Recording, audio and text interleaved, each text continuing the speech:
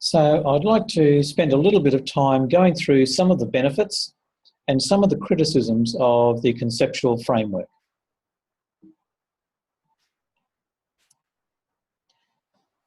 So there's no doubt that the conceptual framework has a lot of real benefit for you as the professional accountant.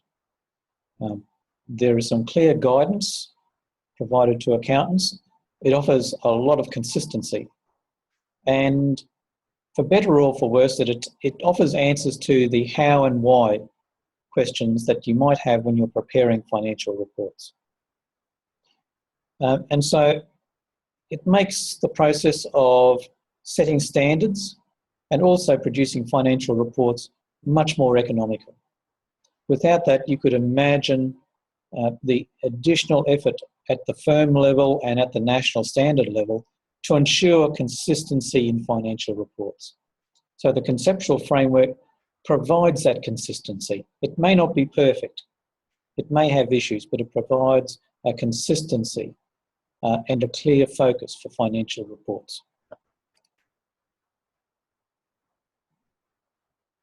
Notwithstanding that, there have been many criticisms of the conceptual framework. These I would categorise as being criticisms of the operation of the framework and also at the conceptual idea of the framework itself. So some people have said that the framework project is simply a very expensive project and perhaps too expensive. So yes, it does offer benefits, but it incorporates a lot of smart people from around the world sitting around the table, giving their time, and that's a real expense that business has to wear. And perhaps a more telling criticism is, and this is really a criticism of normative theories, isn't it? That the conceptual framework simply entrenches existing practices and it does not offer a way to improve on those practices. Now, it's not true that the conceptual framework itself never changes. There are reviews of the conceptual framework happening all of the time. But within that framework, it offers no avenue for improvement. It's not interested in improving accounting practice. It simply says, this is the way you need to do things. So that is probably the most telling criticism of the operation of conceptual frameworks. Now, the conceptual or the idea of the conceptual framework has come under attack as well. Can a conceptual framework really specify neutral financial reports? And can the conceptual framework itself be neutral? Because financial reports are produced by people with clear objectives. That doesn't mean that they're trying to rip off investors. It doesn't mean that they're dodgy accountants, and it doesn't mean fraud. But a CEO and a chief financial officer have clear objectives. That's part of their job. And so this influences how the financial reports are prepared and published. So the idea of neutrality in financial reports is problematic. It is an ideal that may not or possibly cannot ever be achieved. And the conceptual framework project itself is a political process.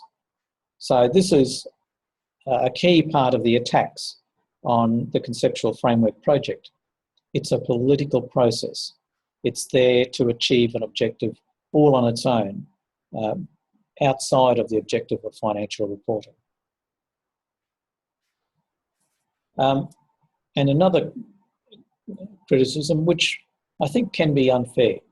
I think it's unfair when you criticise things for not being what it isn't. But people have criticised the conceptual framework in not keeping up with some of the big issues of our times, especially environmental and sustainable reporting.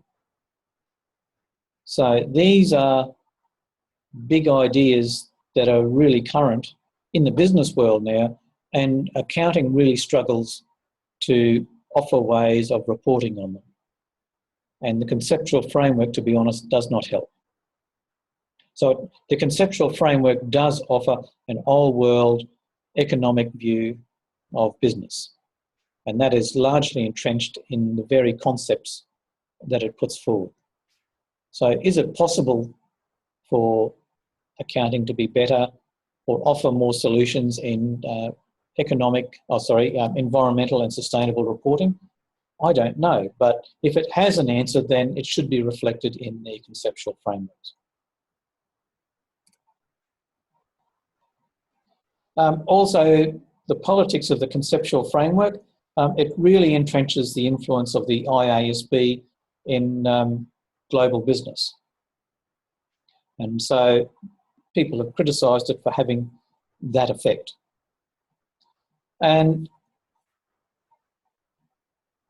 it really entrenches, as I mentioned a little moment ago, it entrenches economic and current capitalist thought in the way we do business. So should the conceptual framework be redeveloped to be more reflective of what's needed in the world now? Or are there better ways of accounting dealing with environmental and sustainable reporting? Or should accounting butt out of those critical issues and stick with what we know? Now, you're going to be our future accountants, and so start thinking now about what you think the approach should be. Now, I'd like to wrap up with a final thought about this. This is not something you'll find in textbooks. This is my own little thought bubble that you might find useful. And this goes back to the idea of accounting as language. Now, accounting, there's no doubt, has become a global language of business, and the conceptual framework has really been a central part of that, and it has enabled financial reporting, financial accounting to be broadly consistent around the world. Now, for you as the accountant, that means you're speaking a language that you can pack up and take somewhere else. So if you have learnt financial accounting in Australia, you've learnt the Australian accounting standards, you're familiar with the conceptual framework in Australia, you can pack that up and go to Saudi Arabia, you can go to Russia, you can go to the UK, you can go throughout the European Union and so on. And you can do that because you can talk the language of these people. Not their domestic language, they don't all speak English, but they can understand how financial reports are to be prepared in their accounting standards using their conceptual framework, because they're fundamentally the same thing. So what we're approaching is a situation that occurred in Europe. For 1,000 years, from around about 400 AD to into the 1400s, Latin was the unifying language. People still spoke their own domestic languages. You had the Germanic languages, the French languages, the English languages, the Italians. But Latin overlaid all that, and the educated people of the courts, the royal courts, which were the governments of the day, the head merchants, the bankers, and the church from Rome could all converse in Latin. It was the language of government and the language of commerce. And you could imagine the benefit that that had. Well, I suspect we're getting back to that situation, but on a more global scale, at least within accounting. So this has real benefits for you as our future financial accountants, because this is what's making your skills transportable. So consider that. If that sounds appealing, then study hard, know your standards, know your conceptual framework, and keep it up with learning your accounting theory. So that's all for me, and happy studying. Bye.